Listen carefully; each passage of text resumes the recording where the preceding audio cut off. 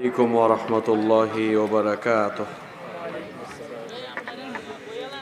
إن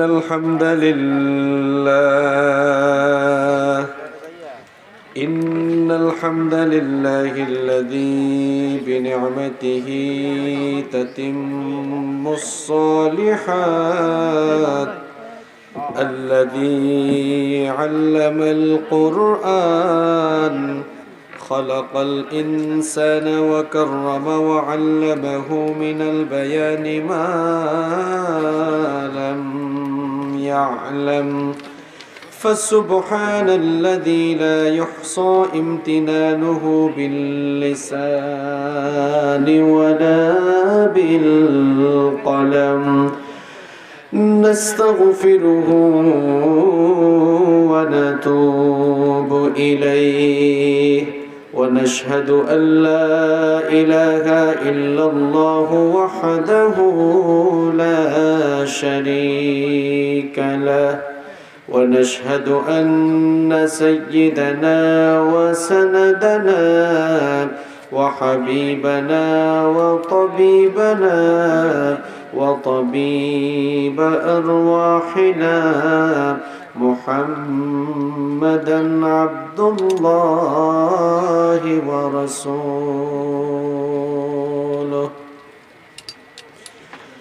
أرسله بالحق بشيرا ونذيرا وداعيا إلى الله بإذنه وسراجا وقمرا منيرا.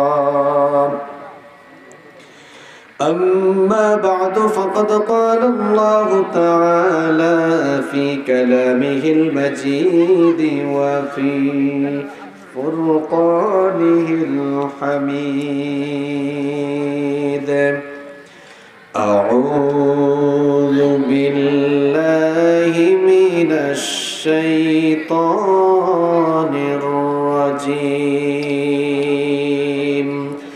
بسم الله الرحمن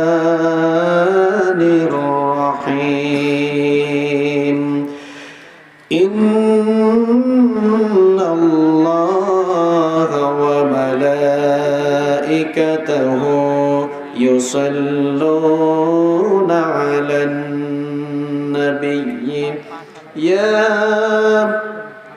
أيها الذين آمنوا صلوا عليه وسلموا تسليما. সবাই দুরূদ ইব্রাহিম পড়েন। اللهم صل على محمد وعلى آل محمد كما صليت على إبراهيم وعلى آل إبراهيم إنك حميد مجيد. اللهم بارك على محمد وعلى آل محمد كما باركت على إبراهيم وعلى آل إبراهيم إنك حميد مجيد. ربي زدني علما، ربي زدني علما. رب اشرح لي صدري ويسر لي أمري واحلل عقدة من لساني يفقه قولي. سبحانك لا علم لنا إلا ما علمتنا إنك أنت العليم الحكيم. صدق الله العظيم. এসো না আল্লাহর নামে গান গাই, এসো না মন প্রাণ জোড়াই, এসো না মন প্রাণ জোড়াই। আল্লাহু আকবার বলো আল্লাহু আকবার আল্লাহু আকবার বলো আল্লাহু আকবার ও মধুর নামটি নিলে হৃদয় হাসে ও মধুর নামে সুখ নেমে আসে ও মধুর নামটি নিলে হৃদয় হাসে ও মধুর নামে সুখ নেমে আসে ও নামের তুলনা হবে না হবে না ও নামের তুলনা হবে না হবে না তুলনা নাই নাই নাই এসো না আল্লাহর নামে গান গাই এসো না মন প্রাণ জোড়াই এসো না মন প্রাণ জোড়াই আল্লাহু আকবার বলো আল্লাহু আকবার আল্লাহু আকবার বলো আল্লাহু আকবার যে নামে ইব্রাহিমের আগুন হলো পানি ডাকার মতো ডাকলে আজও সারা দিবেন তিনি রে মন সারা দিবেন তিনি যে নামে ইব্রাহিমের আগুন হলো পানি ডাকার মতো ডাকলে আজও সারা দিবেন তিনি রে মন সারা দিবেন তিনি ও মধুর নামটি মিটায় হতাশার জ্বালা গলেতে পড়ো নামের মালা ও মধুর নামটি মিটায় হতাশার জ্বালা গলেতে পড়ো নামের মালা ও নামের তুলনা মিলে না মিলে না ও নামের তুলনা মিলে না মিলে না তুলনা নাই নাই নাই এসো না আল্লাহর নামে গান গাই এসো না মন প্রাণ জোড়াই এসো না মন প্রাণ জোড়াই আল্লাহু আকবার বলো আল্লাহু আকবার আল্লাহু আকবার বলো আল্লাহু আকবার পড়েন আল্লাহু আকবার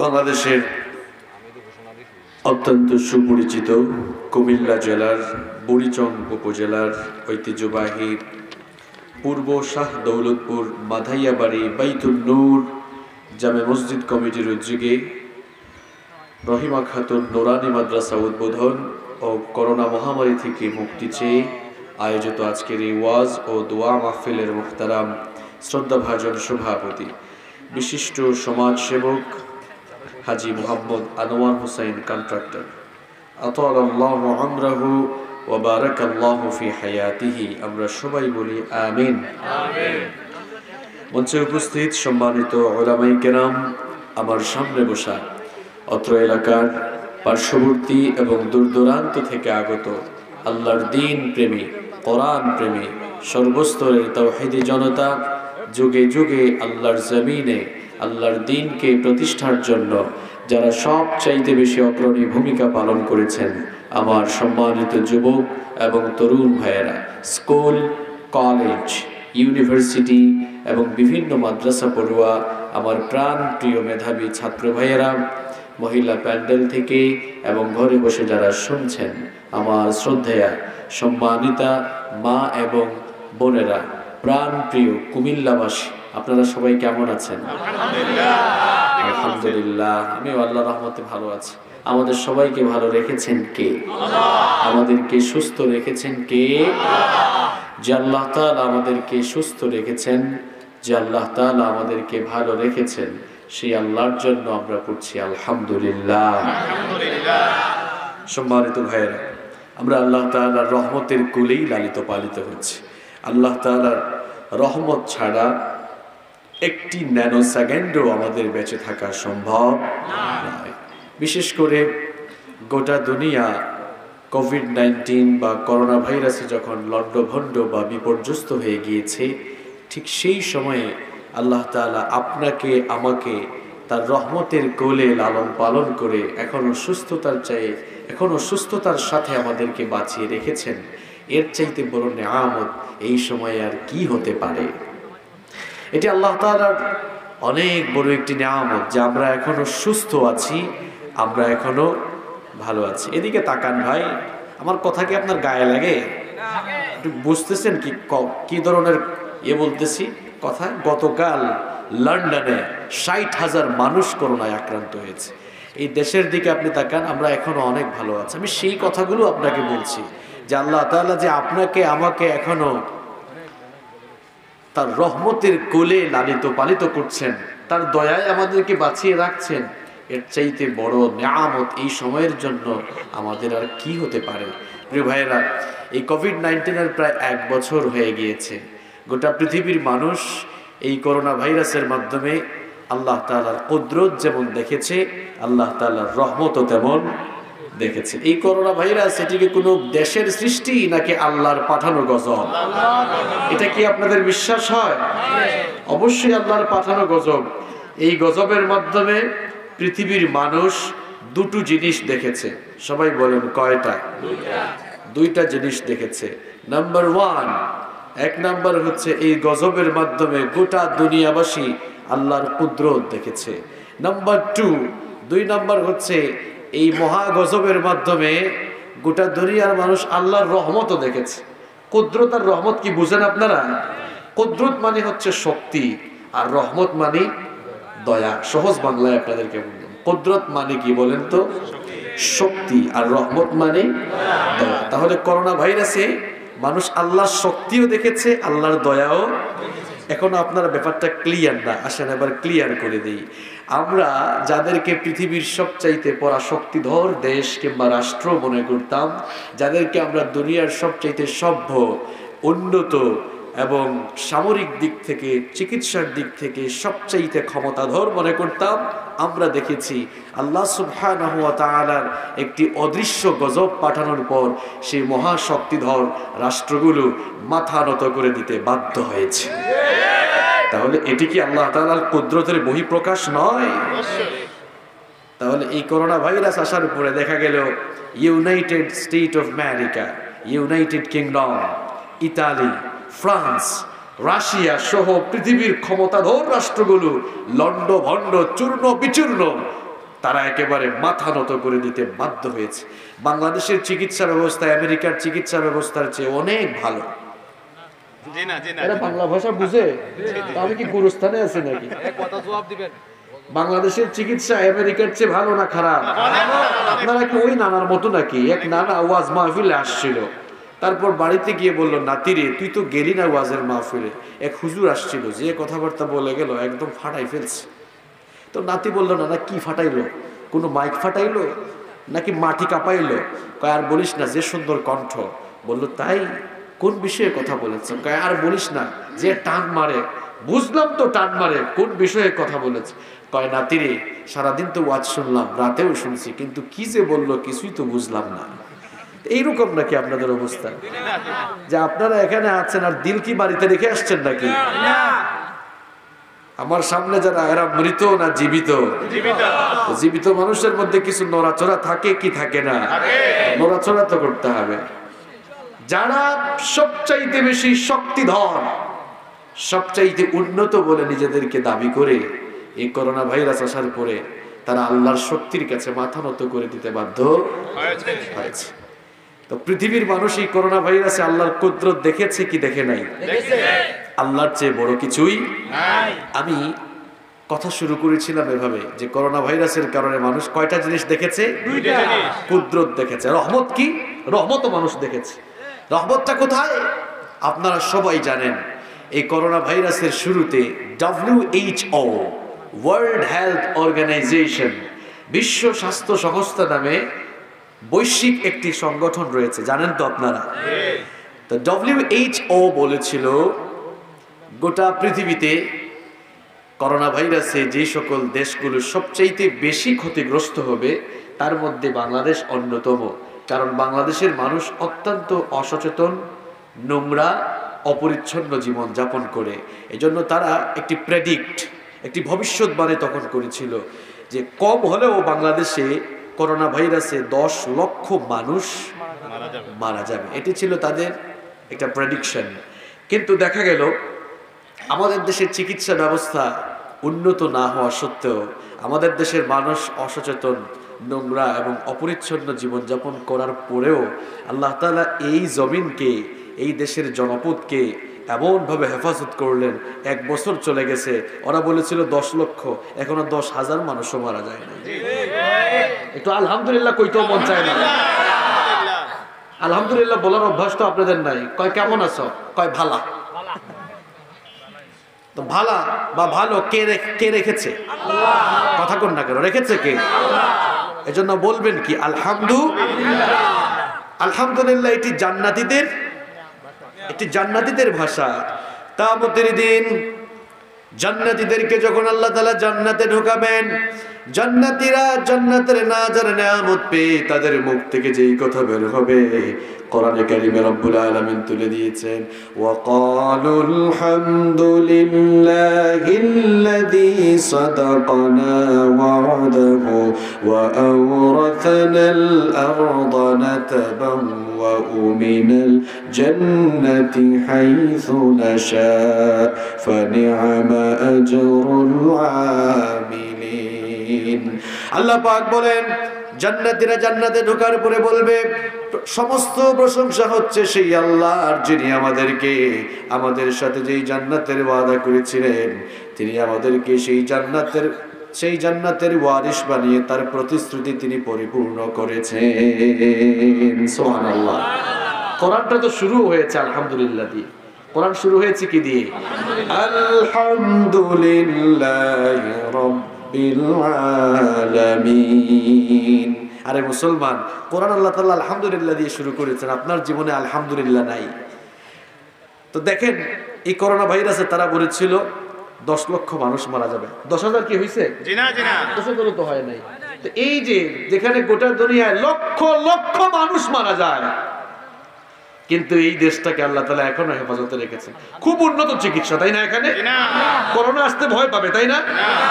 করোনা আর কি আক্রমণ করবে? আমি তো বলি এই দেশের মানুষই এক একটা ভাইরাস বোমা। করোনাই ভয় পায়, তারা কেমনে আক্রমণ করবো? মাস্ক সরকার বলছে মুখে পড়ে না, গলার নিচে দিয়ে রাখে। বিভিন্ন নেতারাও দেয়, দেখবেন এত অসচেতন মানুষ কিভাবে হয়। গলার মধ্যে ভাঁজ আছে না সবার, তো গলার মধ্যে ভাঁজে তো ব্যাকটেরিয়া, জীবাণু থাকে, এটা গলার মধ্যে দিয়ে রাখে, ওইটা আবার মুখের সামনে নেয়। কিরকম পচার ঘরের পচা, এরকম করা যাবে? আবার মাস্ক দেখা যায় এখানে কিছু ছেলে পেলে দেখেছি এখানে ঝুলাই রাখতো। তো এই যে এত অসচেতনতার পরেও আমাদেরকে যিনি তার দয়া দিয়ে বাঁচিয়ে রাখছেন তিনি কে? আল্লাহ। এজন্য আমরা আল্লাহর শুকরিয়া আদায় করছি আলহামদুলিল্লাহ। সম্মানিত ভাইয়েরা, আমরা বিশ্বাস করি করোনা দিয়েছেন যিনি, করোনাকে উঠাবেনও তিনি। করোনা দিয়েছেন যিনি, এর থেকে হেফাজত করবেনও তিনি। দেখেন America, England, Italy, Russia, France, ওই সকল দেশে হাজবেন্ড মারা যায়, ওয়াইফ কাছে যায় না, ওয়াইফ মারা যায়, হাজবেন্ড কাছে যায় না। আর আমাদের দেশের চিত্র ঠিক উল্টা। করোনায় মারা গিয়েছে ওই রোগীকেই, করোনা আক্রান্ত হয়ে মারা যাওয়া লাশকে লক্ষ লক্ষ মানুষ মিলে দাফন করেছে, জানাজা দিয়েছে, কিন্তু আল্লাহর কি রহমত, একটা মানুষও করোনায় আক্রান্ত হয় নাই। আল্লাহু আকবার। ভুলে গেছেন নাকি? আপনারাই তো, আপনাদের পাশেই ব্রাহ্মণবাড়িয়ায় মরহুম মাওলানা জুবায়ের আহমদ আনসারী রাহিমাহুল্লাহ, তিনি মারা গেলেন, লক্ষ লক্ষ মানুষ গিয়েছিল না? আরে বুদ্ধিজীবীদের টকশো তখন যে হুজুররা সব করোনা নিয়ে এসেছে, একটা মানুষও আক্রান্ত হয়েছে না। যারা এমন কথা বলেছে, দেখা গিয়েছে যাদের সাথে দেখা করতে 10টা-12টা দরজা ক্রস করতে হয়, যারা পাবলিকের সামনেও কয়েক মাস ধরে আসে না, তারাই করোনা আক্রান্ত হয়ে মেডিকেলে যায়। আরে পাবলিক, আপনি আল্লাহর কুদরত বুঝেন নাই, আল্লাহর রহমত বুঝেন না। আল্লাহর কুদরত বুঝতে হবে, আল্লাহর রহমত বুঝতে হবে। তার মানে এই না যে আপনি অপরিচ্ছন্ন আর নোংরা জীবন যাপন করবেন। আল্লাহ তাআলা কোরআনে কারীমে বলেছেন, ওয়ালা তুলকু বিআইদিকুম ইলা তাহলুকা, খবরদার অসচেতন হয়ে নিজেদেরকে ধ্বংসের দিকে নিজেরাই তোমরা ঠেলে দিও না। একজন মুমিন কখনো আনস্মার্ট জীবন যাপন করতে পারে না। মুমিন সব সময় স্মার্ট লাইফ পরিচালনা করবে, সে পরিষ্কার থাকবে, পরিচ্ছন্ন থাকবে, সে তার গোটা দেহটাকে পরিচ্ছন্ন রাখবে, যে কাপড় পরবে সেই কাপড়টাকে পরিচ্ছন্ন রাখবে।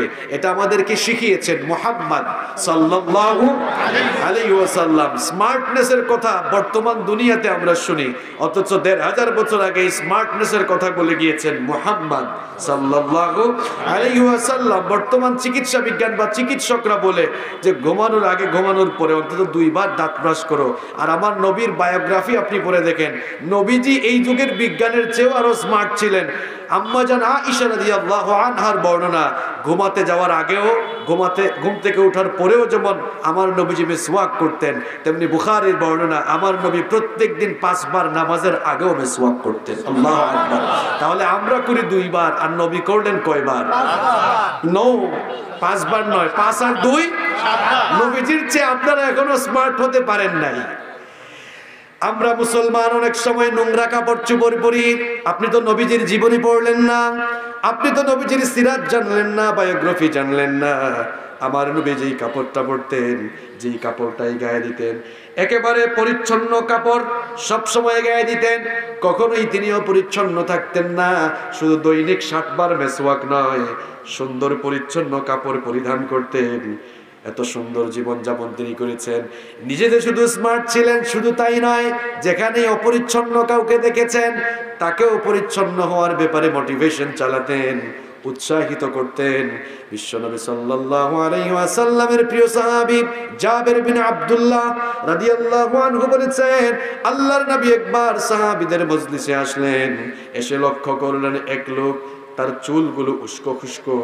ওই উস্কো খুস্কো চুলওয়ালা লোকটাকে দেখে আমার নবী বললেন, কি ব্যাপার, তোমার চুলটাকে আঁচড়ানোর জন্য তুমি কি কোনো চিরুনি পাও নাই? সুবহানাল্লাহ। কেমন নবী ছিলেন দেখেছেন? নিজে শুধু স্মার্ট থাকতেন না, আনস্মার্ট কাউকে দেখলে, কি ব্যাপার, তোমার চুলগুলো উস্কো খুস্কো কেন, এগুলোকে ধোও নাই, চিরুনি পাও নাই? আরেকজনকে দেখলেন কাপড়ের মধ্যে ময়লা লেগে আছে, ওই লোকটাকে তিনি বললেন, কি ব্যাপার, কাপড়টা ধোয়ার জন্য কি কোনো পানি পাও নাই নাকি, কাপড় ধোয়ার জন্য কোনো কিছু পাও নাই নাকি, তুমি তোমার কাপড়টা পরিচ্ছন্ন করে তারপরে গায়ে দিবা। সুবহানাল্লাহ। কুমিল্লার ভাইরা, আমি প্রায় সময় আফসোস করে বলি এই জন্য, আমাদের দেশে মুসলমান আছে কিন্তু ইসলাম নাই, আর ওয়েস্টার্ন কান্ট্রিগুলোতে মুসলমান নাই কিন্তু ইসলাম আছে। আমার কথা কি আপনারা বুঝেন? একটু ক্লিয়ার করে দেই। পরিষ্কার পরিচ্ছন্ন থাকা, নিজের ঘর বাড়ির আঙিনা, রাস্তাঘাটকে পরিচ্ছন্ন রাখা, এটা বর্তমান চিকিৎসা বিজ্ঞানের কথা নয়, এটা ১৫০০ বছর আগে দেওয়া ইসলামের ফর্মুলা।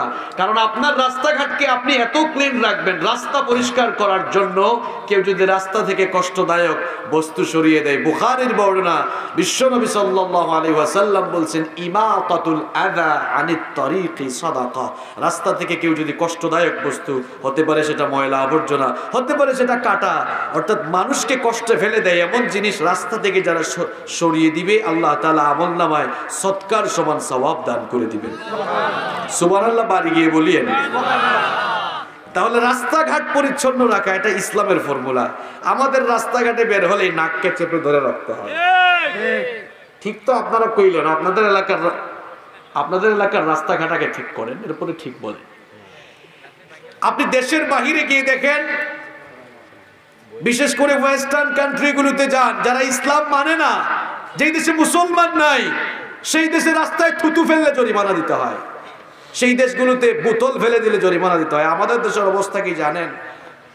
বাস থেকে পেপসি খেয়ে, 7 আপ খেয়ে তারপরে বোতল ফেলছে, আরেকজনের মাথার উপর পড়ছে, এরকম আছে না নাই? আপনারা যারা দেশের বাইরে সফর করেন, আপনারা জানেন যে থুতু ফেললেও জরিমানা গুনতে হবে। এত পরিচ্ছন্ন তারা তাদের রাস্তাঘাটকে রাখে। তো এই ফর্মুলাটা কি তাদের না ইসলামের? এই জন্য বলেছি, তাদের দেশে ইসলাম না, তাদের দেশে মুসলমান নাই কিন্তু ইসলামের ফর্মুলাগুলো আছে, আর আমার দেশে মুসলমান আছে কিন্তু ইসলাম নেই। আহা, আফসোস। আমরা রাস্তাঘাট পরিষ্কার পরিচ্ছন্ন রাখি না। আমরা মনে করি এটা তো পৌরসভা বা সিটি কর্পোরেশনের দায়িত্ব। না, ইটস ইউর রেসপন্সিবিলিটি, এটা আপনার দায়িত্ব। কারণ একজন মুমিন কখনোই অপরিচ্ছন্ন জীবনযাপন করতে পারে না। মুসলিম শরীফের বর্ণনায় বিশ্বনবী সাল্লাল্লাহু আলাইহি ওয়াসাল্লাম বলেছেন, আত-তুহুরু শাত্রুল ঈমান, এই পরিষ্কার পরিচ্ছন্নতা তোমার ঈমানের অর্ধেক। সুবহানাল্লাহ বলবেন না?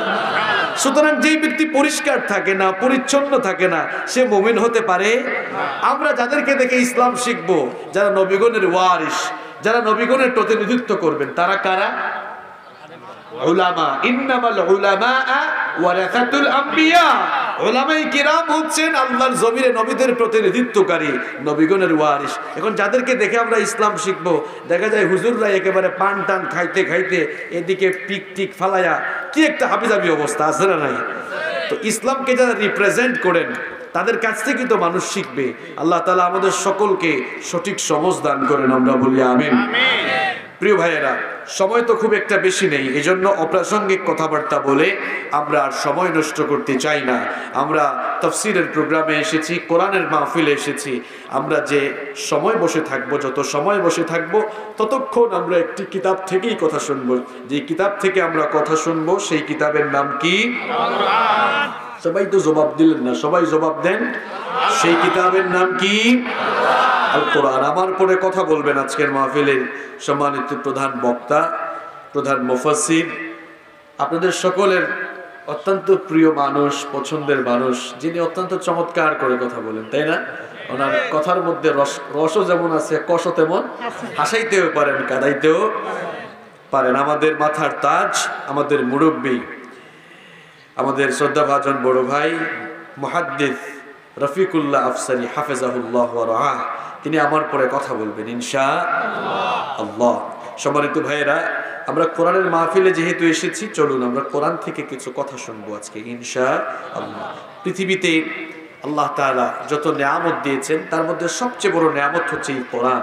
এই কোরআন যদি আমাদেরকে দেয়া না হতো, তাহলে আমরা পথ হারিয়ে বিপথে নিমজ্জিত হয়ে, দিগ্ভ্রান্ত পথভ্রষ্ট হয়ে আমরা ধ্বংসের অতল গহ্বরে নিপতিত হয়ে যেতাম। আল্লাহ তাআলা কোরআন আমাদেরকে দিয়েছেন একটি জান্নাত উপযোগী জীবন গঠনের জন্য। আর পৃথিবীতে কোরআনের চাইতে দামি কোনো কিতাব আর আপনারা সবাই একটু বুঝে শুনে জবাব দেন তো, পৃথিবীতে কোরআনের চাইতে দামি কোনো বই আছে? পৃথিবীতে কোরআনের চাইতে শ্রেষ্ঠ, পৃথিবীতে কোরআনের চাইতে মর্যাদা সম্পন্ন, সম্মানিত আর কোনো বই দুনিয়াতে আছে? নাই। এখন প্রশ্ন হচ্ছে, দুনিয়ার সবচাইতে দামি কিতাব হচ্ছে আল কোরআন আল কারীম। এটি দুনিয়ার সবচাইতে শ্রেষ্ঠ গ্রন্থ এমনি এমনি হয় নাই, নিশ্চয়ই এর কিছু রিজন রয়েছে, কিছু কারণ রয়েছে। কারণ হচ্ছে এই, আল্লাহ তাআলা এই কিতাবের এমন কিছু স্পেশালিটি, এই কিতাবের এমন কিছু ডিগনিটি, এমন কিছু ক্যারেক্টারিস্টিক এই কিতাবের ভেতরে রয়েছে, যেই ক্যারেক্টারিস্টিক, যেই বৈশিষ্ট্য, যেই অলৌকিকত্ব, যেই স্পেশালিটিগুলোর কারণে আল্লাহর কোরআন পৃথিবীর সমস্ত কিতাবের উপরে প্রাধান্য বিস্তার করে আছে। আপনাদের আজকের এই মাহফিলটা আপনাদের এই এলাকায় প্রথম মাহফিল, তাই না? না না, এই মানে মসজিদ মাদ্রাসা উদ্বোধন উপলক্ষে এটাই প্রথম মাহফিল। তো প্রথম মাহফিল যেহেতু কোরআনের মাহফিল, আসেন আমরা কোরআনের কিছু স্পেশালিটি আগে জানি। আগে কোরআন কি এটা জানি। আমরা তো অনেকে মনে করছি এটা হুজুরদের কিতাব, এটা তাবিজ লেখার কিতাব, এটা ফু দেওয়ার কিতাব, এটা তেল পড়ার কিতাব। আগে এই কিতাব কি এটা বুঝেন আপনি। আপনি তো মনে করছেন যে এটা physics, chemistry, biology, English, philosophy, এগুলোর চাইতে খুব একটা দামি কিতাব না। আপনি তো কিতাবটাই বুঝলেন না। আগে এই কিতাবটা বুঝেন। আজ আপনাদের সামনে আমি আল্লাহর দেয়া এই কিতাব আল কোরআন আল কারীমের 10টি স্পেশালিটি আপনাদের সামনে তুলে ধরবো ইনশাআল্লাহ। যেই সকল স্পেশালিটিগুলো পৃথিবীর অন্য কোনো বইয়ের ভেতরে আপনি কোনোদিনও খুঁজে পাবেন না। তাহলে শোনেন, আজকে যে শিরোনামে আমরা কথা বলবো সেটি হলো এই, যে কোরআনের এমন 10টি অলৌকিকত্ব বা এমন 10টি বৈশিষ্ট্য বা এমন 10টি স্পেশালিটি যেগুলো পৃথিবীর অন্য বইয়ের ভেতরে আছে। কথা কোন আছে? আসেন আমরা শুরু করি। নাম্বার 1, এক নাম্বার হচ্ছে Quran is a book that is most read in this world. পৃথিবীর একমাত্র বই হলো কোরআন, যেই বইটি পৃথিবীতে সবচাইতে বেশি পড়া হয়। সুবহানাল্লাহ। পৃথিবীতে কোরআন ছাড়া দ্বিতীয় আর কোনো বই নাই যে বইটা মানুষ এত বেশি পড়ে। পৃথিবীর একমাত্র বই হলো কোরআন, যে বইটা 24 ঘন্টাই মানুষ তেলাওয়াত করে। সুবহানাল্লাহ। এটা কেমনে? মহাকাশ বিজ্ঞানী যারা মহাকাশ নিয়ে রিসার্চ করেছেন, গবেষণা করেছেন, এবং জ্যোতির্বিজ্ঞানী তারা বলছেন পৃথিবীর ঘূর্ণায়মান পদ্ধতি এবং আহ্নিক গতি আর বার্ষিক গতির ফলে এই পৃথিবীতে বিভিন্ন এলাকায় সময়ের একটা তারতম্য বা ব্যবধান রয়েছে। আমার কথা বুঝতে কষ্ট হচ্ছে আপনাদের? আচ্ছা বলেন তো, বাংলাদেশে এখন কয়টা বাজে? 3টা 2 মিনিট বাজে। সৌদি আরবে এখন কয়টা? 12টা 2 minute. United state of America, new York, Brooklyn, সেখানে এখন কয়টা বাজে? সেখানে এখন রাত 5টা 2 মিনিট বাজে, মানে সেখানে সকাল হওয়ার অবস্থান। তো এই যে বাংলাদেশে এক সময়, সৌদি আরবে এক সময়, কাতারে এক সময়, দুবাইয়ে এক সময়, হংকংয়ে এক সময়, লন্ডনে এক সময়, তারপরে আমেরিকাতে এক সময়। এই সময়ের ভিন্নতা কেন জানেন? কারণ পৃথিবীর ঘূর্ণায়মান পদ্ধতি, আহ্নিক গতি আর বার্ষিক গতির ফলাফল হলো এই সময়ের তারতম্য। তো তারা রিসার্চ করে দেখলেন যে পৃথিবীর ঘূর্ণায়মান পদ্ধতি এবং আহ্নিক গতি আর বার্ষিক গতির ফলে যেহেতু পৃথিবীর বিভিন্ন স্থানে সময়ের ভিন্নতা রয়েছে, এজন্য তারা দেখলেন যে সময়ের এই ভিন্নতার কারণে পৃথিবীতে 24টি ঘন্টায় পৃথিবীর কোনো না কোনো জায়গায় আজানের সাউন্ড আসে। এত আস্তে সুবহানাল্লাহ বললেন। পৃথিবীতে 24টি ঘন্টার প্রত্যেকটি সেকেন্ড, মিনিট না, প্রত্যেকটি সেকেন্ডেই কোথাও না কোথাও আজান হয়। যেমন আপনারা বসে এখানে কোরআনের মাহফিল শুনছেন, আমেরিকায় এখন ফজরের আজান হচ্ছে, সুবহানাল্লাহ। সৌদি আরবে কিছুক্ষণ পর জোহরের আজান হবে। তো এটা আমার কথা নয়, মহাকাশ বিজ্ঞানী এবং জ্যোতির্বিজ্ঞানীরা গবেষণা করে বললেন পৃথিবীতে 24টি ঘন্টায় কোনো না কোনো জায়গায় আজান হয়। তো আজান হলে একামত হয় কিনা? একামত হলে নামাজ হয় কিনা? তো নামাজের মধ্যে যে বই থেকে আমরা তেলাওয়াত করি সেই বইটার নাম কি বুখারী শরীফ? কথা বলেন, কোন বই? আচ্ছা বলেন তো, কেউ যদি নামাজে দাঁড়িয়ে বলে আল্লাহু আকবার, عن أبي هريرة رضي الله عنه قال قال رسول الله صلى الله عليه وسلم, মানে বুখারী শরীফ থেকে হাদিস পাঠ শুরু করে নামাজ কি কবুল হবে? নামাজ হবে? কেন হবে না? কারণ নামাজে যেই কিতাব থেকে তেলাওয়াত করতে হয় সেই কিতাবের নাম কি? আল কোরআন। তাহলে পৃথিবীতে যেহেতু 24 ঘন্টায় আজান, ইকামত, নামাজ হয়, তার মানে পৃথিবীতে 24টি ঘন্টায় কোনো না কোনো জায়গায় আল্লাহর কিতাবের তেলাওয়াত হচ্ছে, সুবহানাল্লাহ। তাহলে আপনি বলেন তো, পৃথিবীতে আরেকটা বইয়ের নাম আপনি আমাকে বলেন যেই বইটা 24 ঘন্টায় তেলাওয়াত হচ্ছে, 24 ঘন্টায় পড়া হচ্ছে? আছে? হয়তো আমরা এখন এখানে বসে বাংলা, ইংরেজি, আরবি সব মিলাই বলছি, কিন্তু এখন কিন্তু কোনো না কোনো জায়গায় মানুষ নামাজ পড়তেছে আর সেখানেই তেলাওয়াত হচ্ছে, সুবহানাল্লাহ। তাহলে কোরআনে কারীমের 1 নম্বর স্পেশালিটি আমরা জানলাম। আমাদের ঘরে যে কোরআন আছে, এই কোরআন এটি এত দামি কিতাব, এটা 24 ঘন্টায় পৃথিবীর কোনো না কোনো জায়গায় তেলাওয়াত হচ্ছে। আল্লাহু আকবার। আমার পৃথিবীর একমাত্র বই হচ্ছে কোরআন, যে বইটি এখনো পর্যন্ত ছাপার দিক দিয়ে রেকর্ড করে আছে। পৃথিবীতে কোরআনের চাইতে অন্য কোনো বই এত পরিমাণ ছাপাখানায় ছাপা হয় নাই। হয়েছে? হয়েছে? আবার কোরআনের এমন একটি রেকর্ড রয়েছে, এই রেকর্ডগুলো কেউ ভাঙতে পারবে না। পৃথিবীতে সবচাইতে বেশি বিক্রি হয়েছে যেই কিতাব, সেই কিতাবের নাম কি? আবার পৃথিবীতে বিনামূল্যে বিতরণ হয়েছে সবচাইতে বেশি যেই কিতাব, সেই বইয়ের নাম কি? আবার পৃথিবীতে যেই কিতাবের বিধান কায়েমের জন্য মানুষ সবচেয়ে বেশি রক্ত দিয়েছে, এমনকি তার জীবনটাকেও বিলীন করে দিয়েছে, সেই কিতাবের নাম কি? আবার কোরআন এমন একটি কিতাব যেই কিতাবের বিরোধিতাকারীও কম। আচ্ছা, তাহলে আমরা কোরআনের 1 নম্বর স্পেশালিটি জানলাম। Quran is a book that is most read in this world. পৃথিবীর একমাত্র বই হচ্ছে কোরআন, যা এই পৃথিবীতে সবচাইতে বেশি পড়া হয়। মনে থাকবে? মনে থাকবে তো? নাম্বার 2 নম্বর হচ্ছে nobody has ever bothered to read or heard the holy book Quran. আল্লাহর কিতাবই কোরআন পড়লে, তেলাওয়াত করলে কিংবা কেউ এই কোরআনের তেলাওয়াত শুনলে কখনো বিরক্ত হয়? আপনারা বিরক্ত হন নাকি? আল্লাহর কিতাবই কোরআন তেলাওয়াত করলে কিংবা তেলাওয়াত শুনলে কোনো মানুষ কখনো বিরক্ত হয় না। কোনো গান যখন বের হয়, যুবক আর তরুণ ভাইরা ওই গানটা কিছুদিন শোনার পর, কয়েকদিন শোনার পরে বলে এই গানটার কত শুনবো, শুনতে শুনতে ভালো লাগে না, গানটার বাজাইস না, থাকলে নতুন কোনো গান দে। এইরকম কোন নতুন গান শুনলে কয়েকদিন শুনতে শুনতে সেটা সবার কাছে পুরাতন হয়ে যায়। কিন্তু আমরা জন্মের পর থেকে মসজিদে গিয়ে ইমাম সাহেবের পেছনে নামাজ পড়ি। ইমাম সাহেব প্রত্যেকদিন সূরাতুল ফাতিহা দিয়ে নামাজ শুরু করেন। আমরা কি কেউ কোনোদিন মসজিদে গিয়ে বলেছে নাকি হুজুর প্রত্যেকদিন আপনি সূরা ফাতিহা দিয়ে নামাজ শুরু করেন? প্রত্যেকদিনই আপনার মুখ থেকে এই সূরাটা শুনতে শুনতে আমাদের ভালো লাগে না, আজকে নতুন কোন সূরা দিয়ে নামাজ পড়ান, এই কথা কি কেউ বলে নাকি? বলার সুযোগ আছে নাকি? কেউ কোনোদিন বিরক্ত হয়ে এই কথা বলে নাই। তার কারণটা কি? কারণ হলো আল্লাহর কোরআনের ভেতরে আল্লাহ তাআলা এত মজা দিয়েছেন, এত অ্যাট্রাকশন দিয়েছেন, এত আকর্ষণ দিয়েছেন। এই কোরআন তেলাওয়াত করলে মানুষের হৃদয়টাকে শীতল করে দেন কে? আবার এই কোরআন তেলাওয়াত করলে কলিজা যেমন ঠান্ডা হয়, কোরআনের তেলাওয়াত শুনলেও হৃদয়টাকে প্রশান্ত করে দেন কে? আল্লাহ। এক এক আলেম এক এক কণ্ঠে কোরআন তেলাওয়াত করে।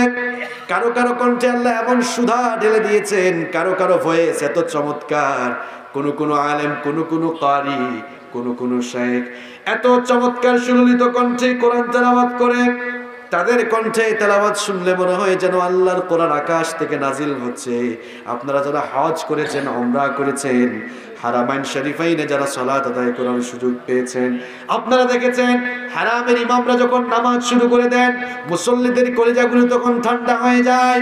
বিশেষ করে বাইতুল্লাহ যখন সালাত শুরু হয়ে যায়, ফদিলাতুশ শেখ ডক্টর আব্দুর রহমান আস-সুদাইস সৌদ আশ-শুরাইম বান্দার বালিলা ইয়াসির আদ-দুসরি এরা যখন কোরআন কারীমের তেলাওয়াত শুরু করে দেয়, দেখা যায় অনেক মানুষ রয়েছে যারা কোরআনের কোনো অর্থ বুঝে না, কিন্তু কোরআন কারীমের তেলাওয়াত শুনে শুনে চক্ষু থেকে পানি ঝরায়, এমন দৃশ্য আছে না নাই? চিন্তা করেছেন লোকটা কোরআনের অর্থ বুঝে না। আমি নিজেই দেখেছি, আমি তো একাধিকবার গিয়েছি, আল্লাহ যাওয়ার সুযোগ দিয়েছেন আলহামদুলিল্লাহ। বহু মানুষকে দেখেছি কান্নাকাটি করে। জিজ্ঞেস করলাম ভাই কোরআন এই যে পড়লো ইমাম সাহেব যেটা পড়লো এগুলো তো জাহান্নামের আয়াত ছিল, আপনি বুঝেছেন? কয় না হুজুর বুঝি নাই, কিন্তু ইমাম সাহেব এত সুন্দর করে একটা টান দিয়েছেন, দিলে লেগেছে, চক্ষু থেকে যে পানি এসেছে নিজেও টের পাইনি। আল্লাহু আকবার। পৃথিবীতে আরেকটা বইয়ের নাম আপনি আমাকে বলেন যে বইটার তেলাওয়াত শুনলে অর্থ না বুঝেও মানুষ কাঁদে, এমন কোন বই আছে? এটাই হচ্ছে আল্লাহর কোরআনের স্পেশালিটি। আল্লাহর কোরআন এই কিতাব তেলাওয়াত করলে বা তেলাওয়াত শুনলে কেউ কোনোদিন বিরক্ত হবে না। এভাবে কিয়ামত পর্যন্ত আল্লাহর কিতাব কোরআনের তেলাওয়াত শুনবে আর শুনে শুনে মানুষেরা চোখের পানি ঝরাবে, মানুষের কলিজাটা শান্ত করবে, মানুষের অশান্ত আত্মাটাকে মানুষ শান্ত করবে। এভাবেই কিয়ামত পর্যন্ত কোরআন শুনে শুনে মানুষেরা ইসলামের ছায়াতলে আসতে থাকবে। তাহলে কোরআনে কারীমের 2 নাম্বার স্পেশালিটি আমরা জানলাম, এটি এমন একটি কিতাব, এই কিতাব তেলাওয়াত করলে বা তেলাওয়াত শুনলে কেউ কোনোদিন বিরক্ত হয় না। কোরআনে কারীমের 3 নাম্বার স্পেশালিটি হচ্ছে the number of the people who have memorized the holy book Quran is countless. পৃথিবীর একমাত্র বই হচ্ছে কোরআন, যে বইয়ের মুখস্থকারীর সংখ্যা গণনাও করা যায় না, অগণিত, অসংখ্য। আল্লাহু আকবার। তাওরাত, জাবুর, ইনজিল, বাইবেলের অল টেস্টামেন্ট, নিউ টেস্টামেন্ট, জিন্দাভেস্তা, ভেদ, রামায়ণ, পৃথিবীর কোন ধর্মীয় গ্রন্থ, এমনকি ধর্মীয় গ্রন্থ ছাড়াও অন্যান্য কোন বইয়ের এত মুখস্থকারী নেই যতটা মুখস্থকারী রয়েছে আল্লাহর কিতাব কোরআনে। সুবহানাল্লাহ। কোরআন যত মানুষের মুখস্থ রয়েছে অন্য কোন বই এত মানুষের মুখস্থ রয়েছে না। আবার এই কোরআনটা মুখস্থ করার জন্য একেবারে সহজ ভাষায় নাজিল করেছেন কে? আল্লাহ। কোরআনে কারীমের 54 নম্বর সূরা সূরাতুল কমারের 17, 22, 32 এবং 42 নম্বর আয়াতে আল্লাহ পাক সুন্দর করে বললেন, ওয়ালাকাদ ইয়াসসারনাল কুরআনা লিযিকরি ফাহাল মিন মুদ্দাকির। তোমাদের পড়ার জন্য, বুঝার জন্য, মুখস্থ করার জন্য এই কিতাব আমি সহজ ভাষায় নাজিল করেছি। সহজ যদি না হতো তাহলে হাফেজ সাহেবরা কি করে 30 পারা কোরআন মুখস্থ করে তাদের সিনায় রাখতো? আর বিশেষ করে আমার দেশের হাফেজে কোরআন যারা, এদেরকে ব্রিলিয়ান্ট বললে তাদেরকে অপমান করা হবে, বলতে হবে এদেরকে ট্রিলিয়ান্ট। কারণ এরা যখনই কোনো ইন্টারন্যাশনাল কম্পিটিশনে বসে যায়, দেখা যায় আরব দেশের প্রতিযোগী সহ সেখানে যে 70-80টা দেশের প্রতিযোগী থাকে, এদের সবাইকে পেছনে ফেলে দিয়ে আমার দেশের হাফেজ কোরআনরা ফার্স্ট, সেকেন্ড কিংবা থার্ড হয়ে যায়। এই যে আমাদের নাজমুস সাকিব, তারপরে জাকারিয়া, তরিকুল ইসলাম, এরা ফার্স্ট হয়েছে না, সেকেন্ড থার্ড হয়েছে। এরা খায় কি দেখেন গিয়ে মাদ্রাসায়, আহারে আলু ভর্তা, ডাল, এগুলো খেয়ে খেয়ে আমার দেশের হাফেজরা হাফেজ হয়। কি সুন্দর কণ্ঠ, এরা তেলাওয়াত করলে মনে হয় যেন কোরআন নাজিল হচ্ছে। সুবহানাল্লাহ। এই ছেলেগুলো আমাদের মুখ উজ্জ্বল করে আমাদের দেশের সুনাম সুখ্যাতি গোটা দুনিয়ায় ছড়িয়ে দেয়। আমরা এদেরকে একটু সম্মান করতেও জানি না, কদরও করতে জানি না। আমার দেশের সবচাইতে অবহেলিত প্রাণী হুজুররা, আলেমরা, হাফেজরা, ঠিক কি না? দেখছেন, ঠিক বলে আপনারা সমর্থনও জানাইছেন, তার মানে আমার কথাটা ঠিক আছে। এটা একটি মুসলিম কান্ট্রি, একটি মুসলমান দেশের জন্য খুব দুঃখজনক এবং আফসোস, অবশ্যই লজ্জাজনক, অবশ্যই লজ্জাজনক। কারণ উলামায়ে কিরাম ওনারা সাধারণ কোনো মানুষ নন। বিশ্বনবী সাল্লাল্লাহু আলাইহি ওয়াসাল্লাম বলেছেন, গোটা দুনিয়ার মানুষের মধ্যে আমার যেমন শ্রেষ্ঠত্ব রয়েছে, তেমনি সাধারণ মানুষের উপরে আলেমদের শ্রেষ্ঠত্ব রয়েছে। এরা তো উলামায়ে কিরামগণের ওয়ারিস। আপনারা তাদের সাথে কেমন আচরণ করেন জানেন? বলবো, খুব দুঃখ লাগে। এগুলোর জন্য কিছু হুজুররাও দাগি, আমি সব কিছুই বলি, স্টেট কার্ড বলি, কথাবার্তা। আপনারা এই হুজুরদেরকে মসজিদে 3000-5000 টাকা বেতন দিয়ে রাখেন। আমার কয়, আপনাদের কি আল্লাহ চালাবে? পরে আল্লাহ চালায় না, বন্দাই চালায়। কিভাবে চালায় জানেন? সংসার তো চলে না, এই জন্য তাবিজের ব্যবসা খুলে বসে থাকে। তাবিজ কি এটা ভালো কাজ না? বুখারীর বর্ণনা, বিশ্বনবী সাল্লাল্লাহু আলাইহি ওয়াসাল্লাম বলেছেন, মান আল্লাকা তামিমাতান ফাকাদ আশরাকা, যে লোকটা তাবিজ ঝুলালো সে আল্লাহর সাথে শিরক করলো। নাউযু বিল্লাহি মিন যালিক। এদের তো সংসার চলে না, চালাইতে তো হবে। তাও আমি অনেক এলাকায় গিয়েছি, শুনেছি, অনেক এলাকায় গিয়েছি, শুনেছি যে এই 3-4-5 হাজার টাকা বেতন দিয়েও 5-6 মাসের বাকি আছে। এরকম আছে না ভাই? এটা আফসোস, এই জাতির জন্য খুব আফসোস। আলেমদেরকে সম্মান করতে শিখুন, মাথার তাজ বানিয়ে রাখুন। আমি একটা চরম সত্য কথা বলি, সবাই আমার সাথে একমত হতে বাধ্য হবেন। এই দেশের এলিট শ্রেণীর পিপল যারা, শিল্পপতি যারা, এরা তাদের ছেলে মেয়েদেরকে মাদ্রাসায় পড়াতে চায় না। একমত? একমত? মন্ত্রী সাহেবরা ছেলেদেরকে মাদ্রাসায় পড়াতে চান না। ভাইকে একটা চেয়ার দেন, একটা চেয়ার দেন, ভাইজানকে একটা চেয়ার দেন। লিল্লাহি তাকবীর, লিল্লাহি তাকবীর। আমরা তো আপনার জন্যই অপেক্ষায় আছি, আপনি অনুমতি দিলে বাকি কথা চালাবো আমি ইনশাআল্লাহ। আচ্ছা, আমাদের বড় ভাই চলে এসেছেন, আমরা আলহামদুলিল্লাহ বলি। আমরা ওনার মুখ থেকে, ওনার জবান থেকে কোরআনের অমীয় বাণী আজকে শুনবো ইনশাআল্লাহ। আপনারাই শুধু ভাইয়ের ভক্ত নন, আমি নিজেও ওনার একজন নিয়মিত শ্রোতা। আলহামদুলিল্লাহ, কি চমৎকার করে কথা বলেন। মাঝে মাঝে ওনার আলোচনা শুনলে মানে যখন মন খারাপ থাকে মনটাও পর্যন্ত ভালো হয়ে যায়। আল্লাহ আমাদের এই মুফাসসিরকে নেক হায়াত দারাজ করে দিন, ওনার ইলম আর আমলগত যোগ্যতা আল্লাহ তাআলা আরো বাড়িয়ে দিন। যেই কথা আপনাদেরকে বলছিলাম, কোন জায়গায় জানিছিলাম, আলেমদের এই অবস্থা, এই দুর্গতি। শিল্পপতিরা তাদের ছেলেদেরকে মাদ্রাসায় পড়াতে চান না, কেন জানেন? আমরা এই দেশে দ্বীনি শিক্ষাকে ফকিরি শিক্ষায় পরিণত করে দিয়েছি। কুমিল্লার মানুষ ভালো করে শুনেন, দ্বীনি শিক্ষা ফকিরি শিক্ষা নয়, বরং দ্বীনি শিক্ষা হচ্ছে সবচাইতে উন্নত শিক্ষা। আর আপনারা ঠিক বলছেন, এই কাজগুলো আপনারাই করেন। শুনেন ভালো করে, আগে শুনেন। এখন তো আমাদের দেশে ঠিক ঠিক বলে একটা ফ্যাশন হয়ে গেছে, কথা শুনেন আগে। কাতার ইউনিভার্সিটিতে আপনি যদি ইসলামিক স্টাডিজ দিয়ে অনার্স করতে চান, 20 লক্ষ টাকা অ্যাডমিশন ফি গুনতে হবে। কি 20,000 টাকা নাকি? 20 লাখ টাকা, 20 লাখ টাকা। কম হয়ে গেছে না? জি না, জি না, অনেক বেশি। আমাদের দেশে ডাক্তারিও করা যায়। আর আমরা মনে করি যে দিন শিক্ষা, হুজুর আপনারা এত টাকা পয়সা দিয়ে কি করবেন? একটা এতিমখানা খুলছে, এতিমখানা খুলেছে, এতিমখানা খুলে সেখানেও আজ হারাম করে ঢুকে গিয়েছে। এতিমখানা এমনও অনেক ছেলেপেলে থাকে যারা জাকাত খাওয়ার উপযুক্ত নয়, জাকাতের টাকা, কুরবানির চামড়ার টাকা মাদ্রাসায় এসে দেখা যায় সবাই মিলে খায়। তুই হিসাব নিকাশ করে খান না। দিনী শিক্ষা তো ফকিরি শিক্ষা নয়। এটাকে কেন আমরা ফকিরি শিক্ষা বানিয়েছি? এটা আমরা নিজেরাই বানিয়েছি।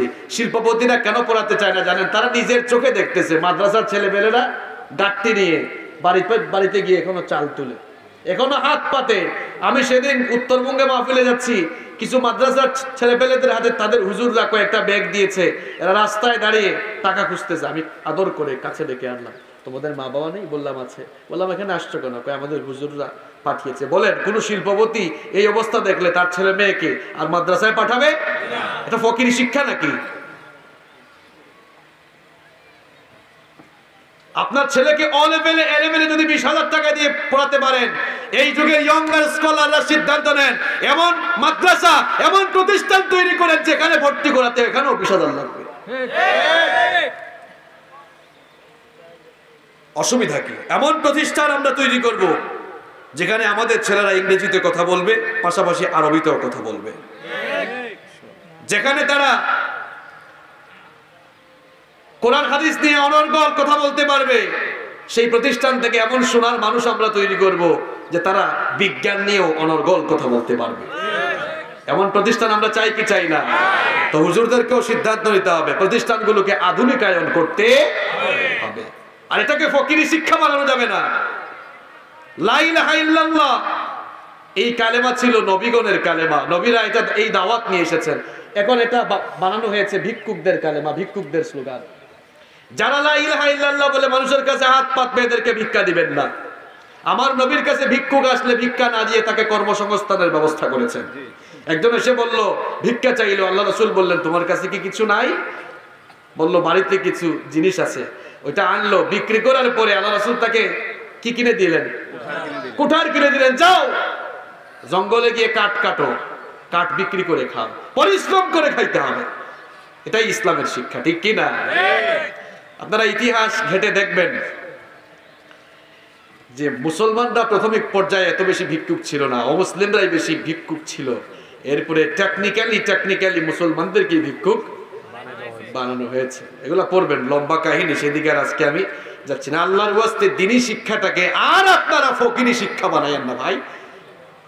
এটা দেখলে আমাদের কষ্ট লাগে। আমরাও তো মাদ্রাসা থেকে, স্কুল থেকে, বিশ্ববিদ্যালয় থেকে পড়ে আসা লোক। এগুলো দেখলে আমাদের কাছে খারাপ লাগে। এটা কি ফকিরি শিক্ষা নাকি? আরবিয়ান কান্ট্রিগুলোতে যান, সেখানে ওলামায়ে কেরাম স্মার্ট লাইফ পরিচালনা করেন। কারণ আলেমদের চাইতে দামি কোনো মানুষ আছে জমিনে? আল্লাহ আমাদেরকে বুঝার তৌফিক দান করেন। এই হাফেজে কোরআনরা যে কথাই ছিলাম যে পৃথিবীতে এই কিতাবের মুখস্থকারীর সংখ্যাই সবচাইতে। আমার দেশের সুনাম সুখ্যাতি ছড়িয়ে দিয়ে তারা যখন দেশে ফিরে আসে, গোলাপ ফুল দিয়েও রিসিভ করার কোনো মানুষ পাওয়া যায় না। দেখা যায় ইউনিভার্সিটি থেকে ডিগ্রি নিয়ে বের হলে আমরা কনভোকেশন দিচ্ছি, তো আমরা হাফেজদেরকে কেন কনভোকেশন দিচ্ছি না? হাফেজদেরকেও কনভোকেশন দেওয়ার নিয়ম চালু করার দরকার আছে না নাই? আল্লাহ আমাদেরকে সঠিক সমঝ দান করেন, আমরা বলি আমিন। তাহলে কোরআন কারীমের 4 নম্বর বৈশিষ্ট্য হচ্ছে the entire Quran has been presented in poetic form. আপনি কোরআন খুলে দেখেন, আল্লাহ তাআলা গোটা কিতাবটাকে ছন্দময় করে নাজিল করেছেন। সুবহানাল্লাহ। আপনি যদি কোরআন থেমে থেমে পড়েন, আপনার কাছে মনে হবে আপনি কোনো মাকালা, আপনি কোনো আর্টিকেল, কোনো প্রবন্ধ পাঠ করছেন। আর না থেমে আপনি যদি থেমে থেমে পড়েন, মনে হবে কেউ যেন কবিতার ছন্দের মতো ছন্দমিল রেখে রেখে কোরআন তেলাওয়াত করছে। আর না থেমে পড়লে মনে হবে কেউ কোনো মাকালা, কোনো আর্টিকেল, কোনো প্রবন্ধ পাঠ করছে। কোরআন কারীমকে আল্লাহ তাআলা এত ছন্দময় করে নাজিল করলেন, কোরআনের যে কোনো সূরা যদি আপনি থেমে থেমে তেলাওয়াত করেন, আপনার কাছে মনে হবে কেউ যেন কি চমৎকার ছন্দের মিল রেখে আল্লাহর কোরআন তেলাওয়াত করছে। যেই সূরায় তেলাওয়াত শুরু করবেন দেখবেন ছন্দ মিল আছে।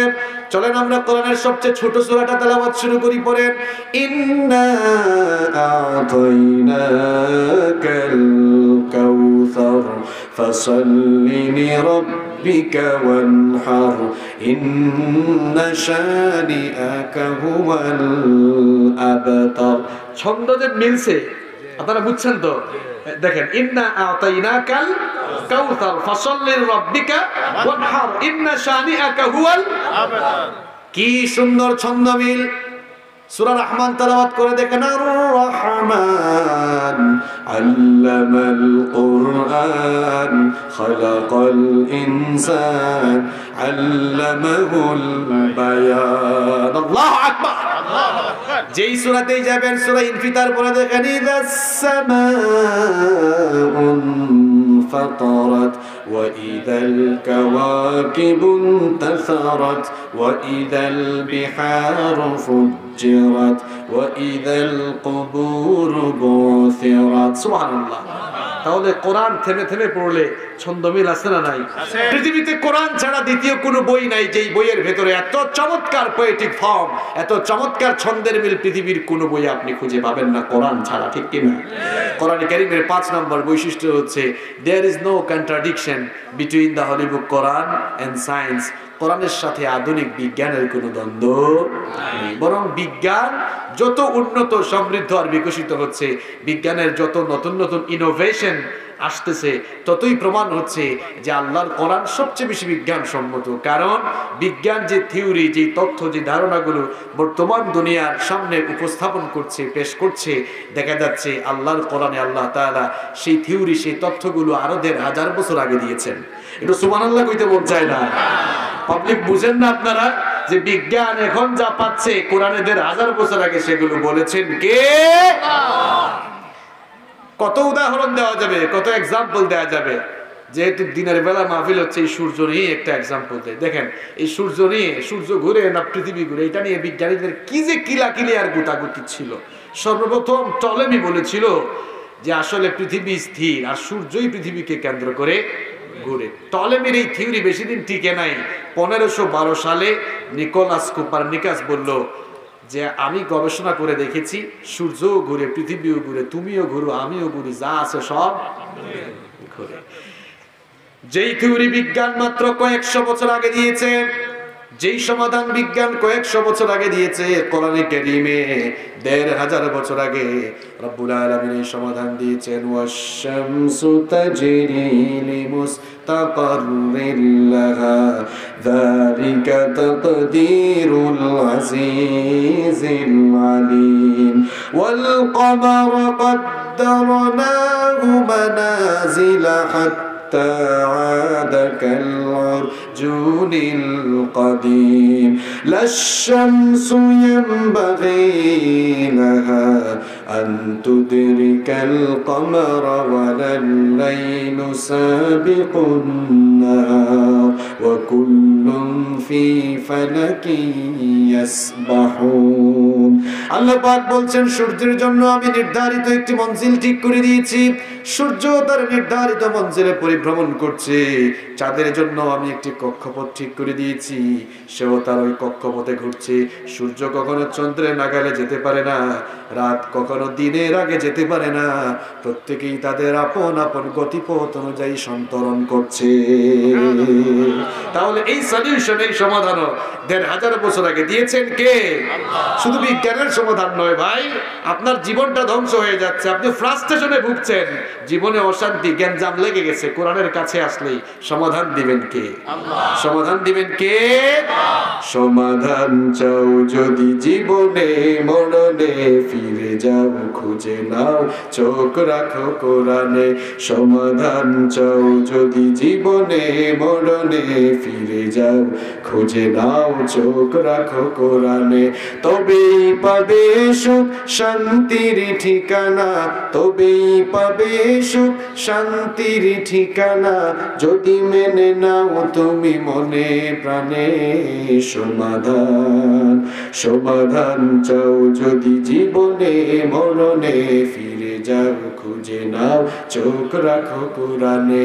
If you want a solution in here and hereafter, go back, have a look on the Holy Quran. সকল সমস্যার সমাধান দিতে পারে আল্লাহ। ভাইজান চলে আসছেন, আমি শর্ট করতেছি, 5টা বললাম, আরো কয়টা বলবো? খুব সংক্ষেপে বলছি। নাম্বার 6 নাম্বার হচ্ছে যে কোরআনে কারীম হচ্ছে এমন একটি কিতাব যা এই পৃথিবীর সবচাইতে নির্ভরযোগ্য এবং নির্ভুল একটি গ্রন্থ। এর ভেতরে কোনো ভুল আছে? আল্লাহ তাআলা তো এই কিতাবের শুরুতেই বলেছেন যালিকাল কিতাব লা রাইবা ফীহি হুদাল লিল মুত্তাকিন। This is the book, the most authentic book in this world, whereof there is no doubt about it, and it's a guidance for those who are muttaqin. এটি এমন একটি কিতাব যার ভেতরে সন্দেহ কিংবা সংশয় নেই, এমনকি সন্দেহ আছে এ ব্যাপারেও সন্দেহ করা যায় না। মুত্তাকিনদের জন্য এই কিতাবকে হেদায়েতের গাইডলাইন বানিয়েছেন কে? আল্লাহ। এই কিতাবে কোনো ভুল নেই, কোনো সন্দেহ নেই, সন্দেহ করার মতো কোনো জিনিস নেই। পৃথিবীর অন্যান্য ধর্মীয় গ্রন্থগুলো বিকৃত হয়ে গিয়েছে, ভুল দিয়ে পরিপূর্ণ, কিন্তু আমার আল্লাহর এই কিতাব কোরআনের ভেতরে একটা ভুলও কেউ কোনোদিন ধরতে পারবে না। দেখবেন নাস্তিক যারা, এরা জাতে মাতাল হইলেও তালে ঠিক আছে। জাতের মাতাল, তাল কেমনে? দেখবেন এরা খুব সুন্দর করে বলে there is no God, স্রষ্টা বলতে কেউ নেই। কেন? কয় unseen is nothing, যা দেখা যায় না তা বিশ্বাস করা যায় না। মাঝে মাঝে আমিও বলি যেমন কুকুর তেমন মুগুর দরকার। তো এই যে বলে যে যা দেখা যায় না তা বিশ্বাস করা যায় না, তো নাস্তিকদেরকে প্রশ্ন করবেন তোর বাপ যে তোকে জন্ম দিয়েছে এটা তুই দেখেছিস? এটা দেখছে নাকি? তো বিশ্বাস করিস কিনা? বলবে হ্যাঁ বিশ্বাস করি। তখন আপনি বলবেন যদি যা দেখা যায় না তা যদি বিশ্বাস করা না যায়, আল্লাহকে না দেখে যদি বিশ্বাস না করা যায়, তাহলে তোর বাপও তো তোকে জন্ম দিয়েছে, এটা তুই দেখিস নাই, তাহলে এটা তোর আসল বাপ কিনা এখানেও তো সন্দেহ আছে, এটাও বিশ্বাস করা যায় না, তোর জন্মেই সমস্যা আছে। এই যে বললাম যেমন কুকুর তেমন মুগুর দরকার। গাধা কোরআনের আয়না ছেলে তো নিজের পিঠও দেখে না, আমার এই শরীর যিনি বানিয়েছেন তাকেই দেখতে চায়। স্রষ্টার সৃষ্টির ভেতরেই স্রষ্টাকে অনুধাবন করার মতো বহু জিনিস আছে না নাই? তো যেটা বলছিলাম যে নাস্তিকরা জাতের মাতাল কিন্তু তালে ঠিক। কেমনে? এরা যদিও বলে আল্লাহ বলতে কেউ নাই, কিন্তু পৃথিবীতে আজ পর্যন্ত কোন নাস্তিক এই কথা বলার সাহস পায় নাই যে কোরআন এটি আল্লাহর কিতাব না। কারণ তারা জাতে মাতাল তালে ঠিক জানে, তারা এই কথা বললেই তো বিপদ। কারণ কোরআনে তো ১৫০০ বছর আগে চ্যালেঞ্জ দেওয়া আছে, যদি এটা আল্লাহর কিতাব না হয় তাহলে তোরাও এরকম একটা কিতাব বানা। এরকম সিটিংগিরি করার কোনো সুযোগ নাই। ওই যে ভাইয়া বলে যে এতে সিটিং বলে না, এরকম সিটিংগিরি করার কোনো সুযোগ আছে? কোনো সুযোগ নাই, কোনো সুযোগ নাই।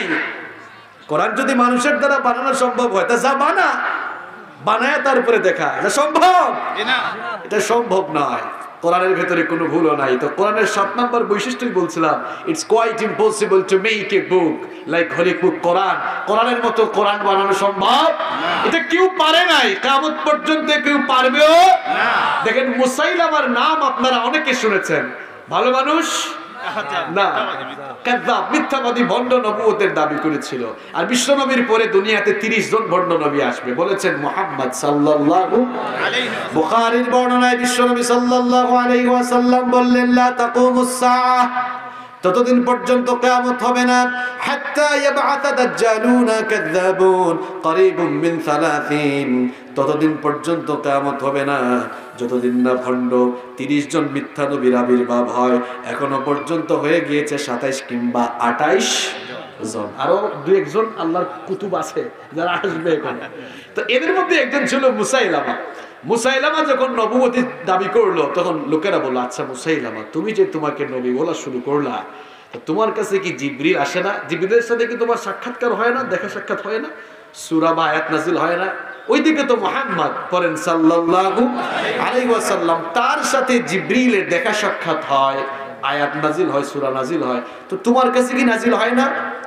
মুসাইলামা কায়দা করে জবাব দিল, দেখো ভাই আমি তো মাত্র নবী হইছি, নতুন নবী হইছি, একটু টাইম দাও, সময় তো লাগবে, আমার কাছেও জিবরিল আসবে, সূরা বা আয়াত আমার উপরেও নাজিল, নতুন নবী আমি, একটু সময় লাগবে। কিছুদিন পর মুসাইলামা লোকদেরকে ডেকে বলল, প্রিয় ভাইরা শোনো, আমার সাথে গত রাতেই জিবরিলের সাক্ষাৎ হয়েছে। লোকেরা বলল, আচ্ছা তাই? কয় হ্যাঁ হয়েছে তো। লোকেরা বলল, তোমার কাছে কোনো সূরা নাজিল বা আয়াত নাজিল হয়েছে নাকি? কয় হয়েছে তো। কি সূরা? কয় সূরার নাম সূরাতুল ফিল। এটা কোরআনের ফিল না, এটা মুসাইলামার ফিল। মানুষ বলল ঠিক আছে তেলাওয়াত করে শোনাও। তখন সে তেলাওয়াত শুরু করলো, আল ফিল মাল ফিল ওয়া মা আদরাকা মাল ফিল লাহু যানাবু ওয়াবিল ওয়া লাহু খুরতুমুন তাওয়িল। সুন্দর নাকি সূরাটা? আপনারা তো অর্থ বুঝেন না, এখানে ওলামা যারা বসেছেন তারা তো অর্থ বুঝেছেন। আল ফিল, হাতি। মাল ফিল, হাতি কি? ওয়া মা আদরাকা মাল ফিল, আপনি কি জানেন হাতি কি? বাপ রে বাপ, হাতির ডেফিনেশন চলছে। লাহু যানাবু ওয়াবিল, তার লেজ আছে, ওয়া লাহু খুরতুমুন তাওয়িল, তার লম্বা একটি সুর আছে। লোকেরা এই সূরার তেলাওয়াত শুনে বলল, মুসাইলামা তুই যে একটা ভণ্ড, ধোঁকাবাজ, প্রতারক, তা প্রমাণ হওয়ার জন্য তোর মুখ থেকে তেলাওয়াতকৃত সূরাটি যথেষ্ট। আল্লাহর কোরআনের মতো কোরআন ইতিপূর্বে কেউ বানাতে পারে নাই, আজও পারবে না, ভবিষ্যতেও পারবে না। আমেরিকান ব্রিটিশগুলা কিন্তু খুব চালাক, এরা সব সময় চালাকি করার চেষ্টা করে। ভারতীয় বংশোদ্ভূত দক্ষিণ আফ্রিকার জনপ্রিয় একজন লেখক, গবেষক, গোটা দুনিয়ার ইসলামী জনপ্রিয় একজন বক্তা, আপনারা অনেকেই তার নাম শুনেছেন, আহমেদ দিদার নাম শুনেছেন না আপনারা? উনি জাকির নায়েকেরও কিন্তু উস্তাদ। কম্পারেটিভ রিলিজিয়ন, তুলনামূলক ধর্ম তত্ত্বের উপরে তার অগাধ পাণ্ডিত্য রয়েছে। তো আহমেদ দিদার একটি বই লিখেছেন, আল কোরআন দি আলটিমেট মিরাকল। আপনারা বইটি কালেকশন করার, বিশেষ করে যারা তোমরা স্কুলে, কলেজে, ইউনিভার্সিটিতে পড়ো, তোমরা এই বইটা পড়বা, অনেক কিছু জানতে পারবা, অথবা পিডিএফ ভার্সন গুগল থেকে নেওয়ার চেষ্টা করবা। তো তিনি একটি কিতাব লিখেছেন, একটা বই লিখেছেন, আল কোরআন দি আলটিমেট মিরাকল। আরেকটি বই আছে, আল কোরআন ইজ অল সায়েন্স। এটা বাংলাদেশে অ্যাভাইলেবল আছে, ঢাকা, চিটাগাংয়ে আপনারা পাবেন লাইব্রেরিতে খোঁজ করলে। এই দুটি বই আমি পড়ে একটা ঘটনা সেখান থেকে আমি পড়েছিলাম যে ইউনাইটেড স্টেট অফ আমেরিকার সায়েন্টিস্টরা কয়েক বছর আগে তারা একটি পাওয়ারফুল কম্পিউটার ইনভেন্ট করেছিলেন, আবিষ্কার করেছিলেন, যার নাম তারা দিয়েছিলেন ক্রে-1 সুপার কম্পিউটার। ওই ক্রে-1 সুপার কম্পিউটার আবিষ্কার করার পর তারা তাদের মিলিটারির ম্যাথমেটিক্যাল ক্যালকুলেশনের কাজে এটার ব্যবহার তারা শুরু করেছিল। তারপর তারা চিন্তা করলো, দেখি তো মুসলমানরা তো খুব গর্ব করে বলে তাদের এই কোরআন নাকি একেবারে অথেন্টিক, একেবারে নির্ভুল, নিখাত, খাঁটি, ফ্রেশ। দেখি তো এখানে কোনো ঝামেলা আছে কিনা, কিংবা এটার মতো আরেকটা আমরা বানাইতে পারি কি না। দেখেন না এখন বর্তমান দুনিয়ায় ওই চায়নার আল্লাহর কুতুবরা যদি দেখে কোনো একটা জিনিস আসছে, হুবহুই আরেকটা তারা বানায় দেয়, এরকম আছে না? নাই? তো এই এরাও চিন্তা করলো, দেখি এটার মতো আমরা আরেকটা বই বানাতে পারি কি না। কোরআনে কারীম, তখন তারা কোরআনে কারীমের ম্যাথমেটিক্যাল ইনফরমেশন যেগুলো রয়েছে, কোরআনের গাণিতিক কিছু তথ্য উপাত্ত রয়েছে, সেগুলো তারা কালেকশন করলো। সেগুলো কালেকশন করে ওই ক্রে-1 সুপার কম্পিউটারের মাইক্রোচিপসে দিয়ে তারা কমান্ড করলো, কোয়েশ্চেন করলো, জানতে চাইলো, is it possible for us to make a book like holy Quran? এই কিতাবের মতো, এই বইয়ের মতো কোনো বই যদি আমরা বানাতে চাই, এটা কি আমাদের দ্বারা সম্ভব কি না? তখন ক্রে-1 সুপার কম্পিউটার রিপ্লাই করলো, জবাব দিল, ইটস পসিবল, এটা সম্ভব। যখনই তারা জবাব পাইছে এটা সম্ভব, তারা খুশি না বেজার হয়েছে? অনেক খুশি। বলতেছে যাই হোক, পারা তো যাবে, কিন্তু কম্পিউটার তো আরো বললো, it's possible but you need 63 octillion years to create a book like holy Quran. কোরআনের মতো কোরআন বানাতে হলে তোমাদের 63 অক্টিলিয়ন বছর সময় লাগবে। 63 বছর না, 63 অক্টিলিয়ন বছর সময় লাগবে। এখন তো তারা মাথায় হাত দিয়ে আছে, একদম হতাশ। কারণ 63 অক্টিলিয়ন বছর মানে কি জানেন? সংখ্যাতাত্ত্বিক গণনা করে যান না আপনি, একক, এককের পরে কি দশক, তারপরে শতক, তারপরে সহস্র বা হাজার, তারপরে অযুত, লক্ষ, নিযুত, কোটি, এরপরে এলাকার মানুষের টাকা পয়সা কম মনে হয় না, হিসাব জানা না তেমন। কোটির উপরে কি million, billion, million, billion, trillion, zillion, ভিলিয়ন, কোথায় আছে এখন অক্টিলিয়ন? 63 অক্টিলিয়ন মানে হচ্ছে তাগো জীবন শেষ, তাগো পুলামাইয়া জীবন শেষ, নাতিপুতির জীবন শেষ। 14 জেনারেশন নয়, 100 জেনারেশন নয়, 1000 জেনারেশন নয়, আকাশ জমিন লন্ড ভণ্ড চূর্ণ বিচূর্ণ সাকার হয়ে কিয়ামতের মহা ঘটনা সংগঠিত হয়ে যাবে।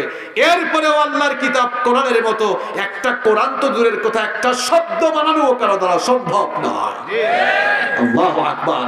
এই কিতাব আপনার আমার ঘরের ভেতরে রয়েছে, যেটা আপনারা পড়েন না, ফেলে রাখছেন। কোরআনে কারীমের 8 নম্বর বৈশিষ্ট্য হচ্ছে, স্পেশালিটি হচ্ছে, অলমাইটি আল্লাহ প্রোটেক্টস দা হোলি বুক কোরআন। এই কোরআনকে হেফাজত করছেন কে? আল্লাহ। এজন্য কিয়ামত পর্যন্ত আল্লাহর কিতাব কিংবা এই কিতাবওয়ালা কোরআনওয়ালা লোকদের উপরে জুলুম নির্যাতনের স্টিম রোলার চালিয়ে আল্লাহর কিতাব, আল্লাহর কিতাবের বিধান কিংবা কোরআনওয়ালা লোকদেরকে জমিন থেকে নির্মূল করা কারো দ্বারা কিয়ামত পর্যন্ত কশিনকালও সম্ভব নয়। কারণ এদের হেফাজতকারী কে? আল্লাহ। এত সোজা এটা। ইন্না নাহনু নাযালনা যিকরা ওয়া ইন্না লাহু লাহাফিজুন। আল্লাহ তাআলা বলছেন কোরআন নাজিল করেছি আমি, আর এর সংরক্ষণের হেফাজতের সবটুকু দায়িত্ব নিয়েছি আমি। সুবহানাল্লাহ। বলেন তো কোরআন পৃথিবী থেকে ধ্বংস করার জন্য যদি সবগুলো কোরআন জ্বালিয়ে দেয় তাহলে সম্ভব? ওই যে একজন নকুল কুমার বিশ্বাস বক্তা হিন্দু, কিন্তু মাঝে মাঝে এমন এমন কিছু কথা লিখছে, এমন এমন কিছু জিনিস গাইছে, মন থেকে দোয়া আসে আল্লাহ যেন তাকে ইসলামের জন্য কবুল করে। তা হিন্দু হয়েও কোরআন নিয়ে এত সুন্দর গান লিখেছে। আমি কোন মুসলমানকে আজ পর্যন্ত এত সুন্দর গান লিখতে দেখি নাই। শুনছেন তো আপনারা গানটা? বলে ফেলবো নাকি? যদি আগুন লেগে ধ্বংস হয়ে যায়, যদি আগুন লেগে যায় পুড়ে যায় পৃথিবীর সব বইয়ের দোকান, বিশ্ব থেকে হারাবে না, বিশ্ব থেকে হারাবে না পবিত্র কোরআন। করবে কেমন করে কোরআন ধ্বংস আগুনের তেজ, করবে কেমন করে কোরআন ধ্বংস আগুনের তেজ, আছে বিশ্ব ভরা গণিত কোরআন হাফেজ।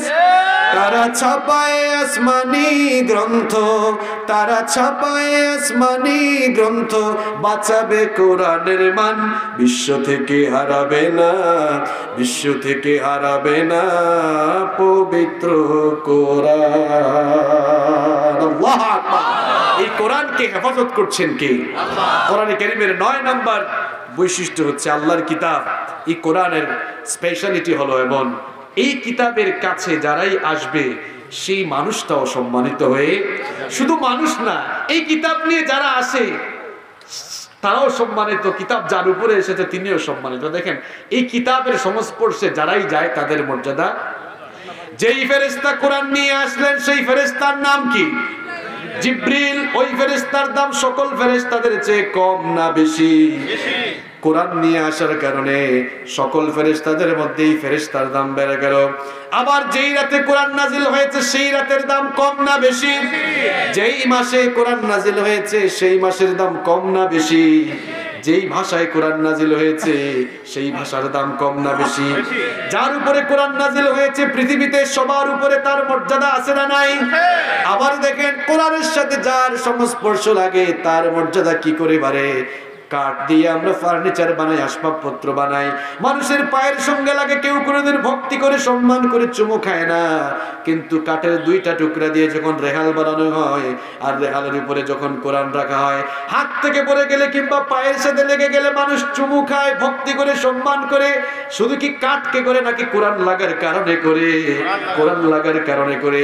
গার্মেন্টস ফ্যাক্টরিতে যান, শপিং মলে যান, কত কাপড় সেখানে আছে, কাপড়ের সাথে মানুষের পা লাগে, কেউ কোনোদিন সালাম করে না, চুমু খায় না, ভক্তি করে না। কিন্তু কাপড়ের ছোট্ট টুকরা দিয়ে যখন জিলবাব, গিলাফ বা বস্তনি বানানো হয়, হাত থেকে পড়ে গেলে মানুষ বুকের সাথে দড়িয়ে ধরে চুমু খায়, কারণ ওই কাপড়ের সাথে কোরআনের স্পর্শ লেগেছে। ও মুসলমানেরা, কুমিল্লার ভাইরা শুনেন, কোরআনের সাথে যার সংস্পর্শ লাগে তার মর্যাদা যেহেতু বাড়ে, আপনারাও যদি আল্লাহর কোরআনটা পড়েন, বোঝার জন্য চেষ্টা করেন, কোরআন অনুযায়ী নিজের জীবনটাকে সাজান, কোরআন অনুযায়ী যদি পরিবার চালান, সমাজ চালান, অর্থনীতি চালান, রাজনীতি চালান, এক কথায় জীবনটাকে যদি কোরআনের রঙে রঙিন করে দিতে পারেন, জীবনটাকে যদি কোরআনের আলোয় আলোকিত করে দিতে পারেন, তাহলে দুনিয়া আর আখিরাতে আপনারও মর্যাদা বাড়াবেন কে? সাইয়েদনা ওমর ইবনুল খাত্তাব রাদিয়াল্লাহু আনহু লৌহ মানব ছিলেন। লৌহ মানব কোরআনের কাছে এসে পরশ পাথরে পরিণত হয়ে শ্রেষ্ঠ কাফের লোকটা দুনিয়ার শ্রেষ্ঠ জান্নাতি হয়ে জান্নাতের সার্টিফিকেট নিয়ে দুনিয়া থেকে বিদায় নিলেন। সুবহানাল্লাহ কইবেন না? এরপরে দেখেন সেই জাহেলি বর্বর যুগ, অসভ্য সেই যুগটা কোরআন দিয়ে বিশ্বনবী সাল্লাল্লাহু আলাইহি ওয়াসাল্লাম এমন সভ্য জাতি বানালেন, এমন সুন্দর একটি জাতি গঠন করলেন।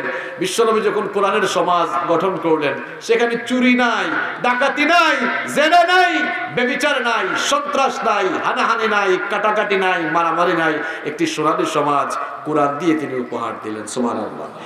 আমরাও যদি কোরআনের রঙে রঙিন হতে পারি, আমাদের দেশটাকেও সমাজটাকেও শান্তির সমাজ বানিয়ে দিবেন কে? আল্লাহ। ভাইকে বসিয়ে রেখে আর কথা বলাতে চাই না, বেয়াদবি হয়ে যাচ্ছে। লাস্ট পয়েন্টটা বলে শেষ করছি। আল্লাহর কোরআনের 10 নাম্বার স্পেশালিটি হচ্ছে, the holy book Quran will testify on the day of resurrection for you. এই কোরআন আপনার জন্য কিয়ামতের দিন শাফায়াত করবে, সুপারিশকারী হবে, যদি আপনি কোরআনের সাথী হয়ে যেতে পারেন। শর্ত হচ্ছে কোরআনের কি হতে হবে? সাথী হতে হবে। কোরআনের সাথী কেমনে হবেন? ঘরের মধ্যে কোরআনটা রেখে দিবেন না, এটা আফসোসের ব্যাপার ভাই। আপনাদের ঘরের উপরে কেন আপনারা কোরআন রাখছেন? কোরআনটা পড়ার টেবিলে সব সময় রাখবেন, যখনই সময় পাবেন তখনই কোরআন পড়বেন। হৃদয়ের খোরাক, রুহের খোরাক পাবেন। জীবনটাকে কোরআনের রঙে রাঙিয়ে দেন, তাহলে এই কোরআন, বিশ্বনবী সাল্লাল্লাহু আলাইহি ওয়াসাল্লাম বলেছেন, আল কোরআনু শাফিউন মুশাফফা, কোরআন শাফায়াতকারী, যার শাফায়াত কবুল করা হবে। আবার অন্য হাদিসে বলছেন, আল কোরআনু হুজ্জাতুল লাকা আও আলাইক, কোরআন তোমার পক্ষের সাক্ষী নতুবা তোমার বিপক্ষের সাক্ষী। কত হাদিস বললো। অন্য হাদিসে বলেছেন, ইকরাউল কোরআন ফাইন্নাহু ইয়াতি ইয়াউমাল কিয়ামাতি শাফিআন লিআসহাবিহি, কোরআনের পাঠক হও, তেলাওয়াতকারী হও, কারণ কোরআন কিয়ামতের দিন তার তেলাওয়াতকারী, তার সাথীদের জন্য সুপারিশকারী হয়ে যাবে। সুবহানাল্লাহ। আমাদেরকে যেন আল্লাহ তাআলা কোরআনের রঙে রঙিন হওয়ার, কোরআনের আলোয় আলোকিত জীবন গঠন করার তৌফিক দান করেন। আমরা বলি আমিন। হাদা মা ইনদি ওয়াল ইলমু ইনদাল্লাহ।